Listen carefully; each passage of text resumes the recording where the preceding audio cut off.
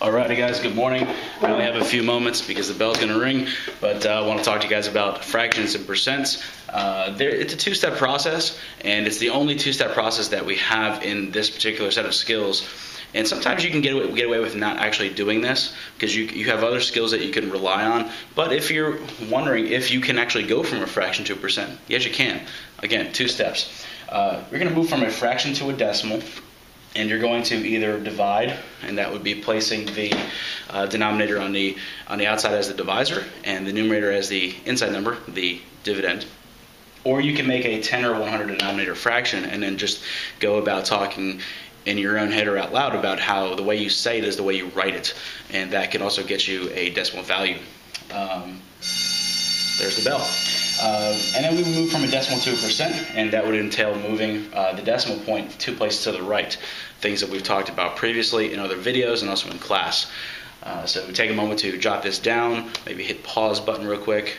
Pause, unpause, and let's move on to some examples. Oopsie, that's on the floor.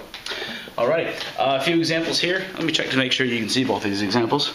And it looks like it. Very good. I have to check my own work sometimes. I'm not getting 100% on this every day. And two examples, I have 3/8 and I have 7/10. By looking at 3/8 and following those steps, you're going to divide so that you can convert. I didn't use equivalent fractions, but I think I might for this one, so I may edit this one. But dividing, I'm going to place my denominator on the outside, my numerator on the inside, to make those divisors and dividends. And by the work, you can see that you can't divide 8 into 3. And that doesn't make any sense. And when you originally write this problem, you're only writing 8 and 3. So you may have to add a decimal point and a few zeros to, we call them trailing zeros, to continue that division so that you can find a decimal value. And by this, I added 3 zeros. That doesn't hurt the problem. It doesn't change the problem because zeros are nothing. Zeros mean nothing. So I divide 8 into 30, and that goes 3 times. 3 times 8 is 24. 6 is left over, and I bring down one of those zeros. I put little arrows for mine. Some people put X's. 8 goes into 67 times. 7 times 8 is 56. And my difference is 4. I bring down that last 0. And I've done this before. I know that this is going to end nicely. It's going to terminate. It's going to have a 0 remainder. So that's why I have 3 zeros there. And with that last 0, 8 goes into 45 times. So that actually is a 0 remainder. Makes it look nice and pretty. And this is our quotient, 0 and 375 thousandths. Now my next step, like I said before, is to convert that decimal to a percent form. So I'm going to move my decimal 2 places to the right, and it leaves it between the 7 and 5, and I throw my percent sign on there, and I have 37.5%. Very easy example, but it does take practice if you're not familiar with those skills. And division is a big skill in here, so if you're having a hard time, ask. Let's work on it. Let's collaborate. Taking a look at 7/10, we have our division here, which is pretty easy. I only place 1 0 here, and you can add them one by one if you need to, but I like to just add 1 here because I know that 10 goes into 70 nice and neatly, and 10 goes into 77 times. You'll notice that there's a decimal point here, and there's also a decimal point here.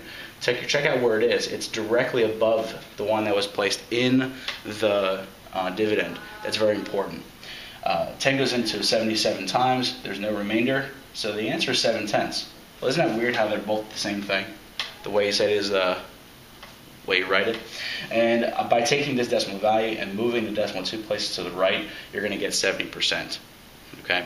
Now, I was talking just a moment ago, I'm going to talk off camera, just a moment ago how you could do the equivalent ratio method here, and I'm going to actually slide this over a little bit. Hopefully you can still see the 7/10.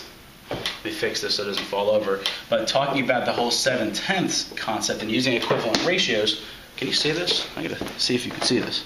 Oh, good. Okay, so you can see this. What number multiplies by 10 to get 100? Well, 10 does. 10 times 10 is 100.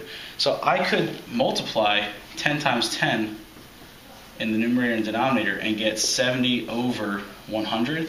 Now, if I know that that is 70 hundredths, I can write that as a decimal. The way I say it is the way I write it, and that's a little shortcut. I also look at this and I see that this is just 7/10. Well, I can write 7/10 just like that. just as quickly as I can do the division work right here. So if I have that situation where it's a 10 denominator or a 100 denominator, or it's something that I can easily get to that point, then just do that. That's a little bit easier. And by the time you take a quiz and a second quiz and a 9 weeks test on this, that will be pretty solid in your head, hopefully. So just look for those shortcuts. Look for ways to shorten your workup. It doesn't matter how you get it right, be able to explain it, and let's share our creativity in math. If you have any questions, don't be afraid to ask them in class. Bring feedback to class. Bring your notes to class. Bring your questions to class. Have a great day. This bell's about to ring.